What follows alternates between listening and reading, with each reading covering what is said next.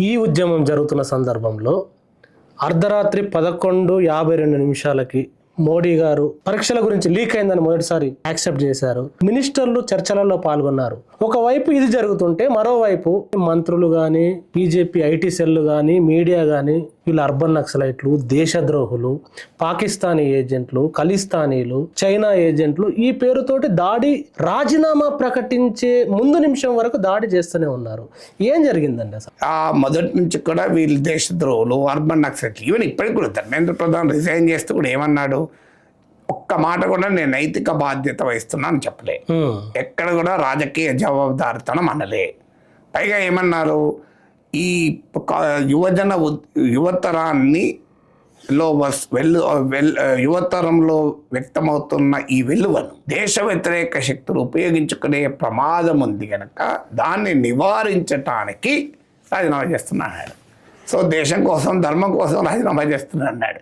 పార్లమెంట్కి ఇవాళ వస్తే జిందాబాద్ అంటూ, ధర్మేంద్ర ప్రధాన్ జిందాబాద్ అంటూ ఎన్నికల్లో గెలిచి వచ్చినట్లు అతనికి కీర్తించారు ఎన్డీఏ ఎంపీలంతా కలిసి.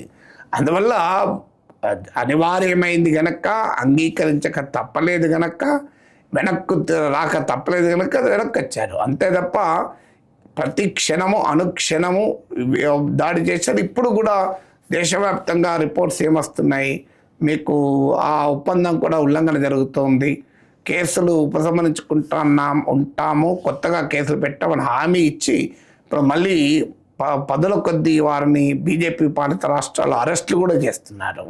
సో కేసులు కూడా పెడుతున్నారు.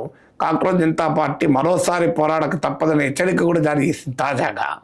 సో ఇవన్నీ ఎందుకు జరుగుతున్నాయంటే చిత్తశుద్ధితో రాజీనామా కాదు, తప్పనిసరి రాజీనామా చేశారు. అంటే జరిగిన పొరపాటుకు చింతించి రాజీనామా చేయలేదు.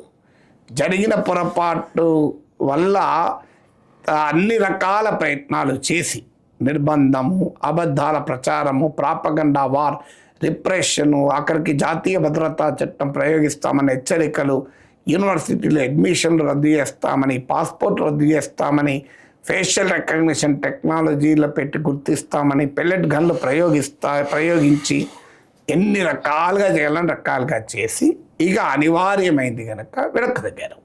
వెనక్కి తగ్గినట్టే తగ్గి ఇప్పుడు మళ్ళీ అటాక్ మొదలు పెడుతున్నారు.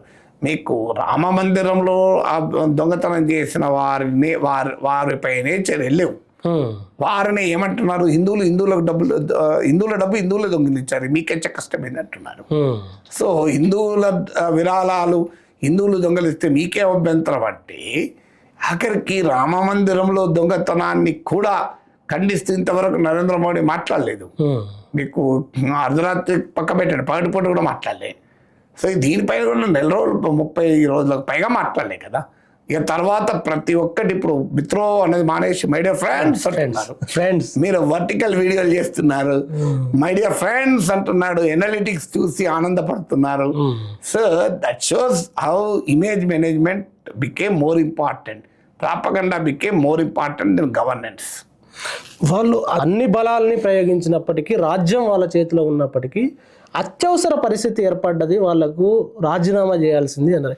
ఏంటో అత్యవసర పరిస్థితి? ఒకవేళ ధర్మేంద్ర ప్రధాన్ రాజీనామా చేయకుంటే ఏ పరిణామాలు ఉండేవి? అంటే డెమోక్రసీలో ఉండే బ్యూటీ అదే కదా. డెమోక్రసీలో ఉండే బ్యూటీ ఏంటంటే, ఎంతటి పవర్ఫుల్ లీడర్ అయినా 5 ఏళ్ల తర్వాత ఎన్నికలకు పోవాలి, ఈలోగా రాష్ట్రాలు ఎన్నికలకు పోవాలి, ప్రజల ముందుకు పోక తప్పదు. ఈ సెక్షన్ మొత్తం ఒకప్పుడు బీజేపీకి ఓటు వేసే సెక్షన్ మెజారిటీ. ఎందుకంటే యంగ్ ఓటర్స్, మిడిల్ క్లాస్ ఓటర్సే ఇందులో ప్రధానంగా ఉన్నారు. సో 22 లక్షల మంది నీట్ రాసిన వారు, నీట్ ఇక ముందు రాసేవారు, గతంలో రాసిన వారు, వారంతా కలుపుకుంటే, ఎక్స్టెండెడ్ ఫ్యామిలీస్ కలుపుకుంటే కోట్ల సంఖ్యలో ఉంటారు. సో ఇది ఇక బీజేపీ కోర్ కాన్స్టిట్యున్సీ ఆఫ్ ఓటర్స్గా ఇందులో మెజారిటీ. సో అక్కడే దెబ్బతింటే చాలా ప్రమాదకరం. ఇప్పుడు ఓటర్ సర్వే ప్రకారం 53% ఆఫ్ ఎన్డీఏ ఓటర్స్ తీవ్రంగా అభ్యంతరం చెప్పారు ఇక్కడ దీనిపైన. More than 50%. మీకు రామ్ టెంపుల్ విషయంలో అదే జరిగింది, దీనిపైన జరిగింది, E20 పెట్రోల్ పైన జరిగింది. అందువల్ల వరుసగా కూడా ఇదంతా బీజేపీ సపోర్ట్ బేస్. రామ మందిర విరాళాల కేసు వల్ల హిందుత్వ ఓట్ బేస్ తీవ్రంగా వ్యతిరేకమైంది. మీకు దీనితో కాస్ట్, ఇప్పటికే ధరల పెరుగుదల, జాబ్స్ క్రైసిస్, ఈ అన్సర్టనిటీస్ వల్ల ఎకానమీలో వస్తున్న ఛాలెంజెస్ వల్ల మిడిల్ క్లాస్ దూరం అవుతుంది. ఇప్పుడు ఈ నీట్ ఎగ్జామ్ వల్ల మిడిల్ క్లాస్ ఇంపాక్ట్ అయింది. అందువల్ల వారు ఎక్కువగా భయపడ్డారు. ఎలక్టోరల్ థ్రెట్ వల్లనే దిగొచ్చారు తప్ప పొలిటికల్ అకౌంటబిలిటీ కొరకు డెమోక్రటిక్ కాన్షియస్నెస్తోనో వెనక్కు తగిన వ్యవహారమే లేదు కదా.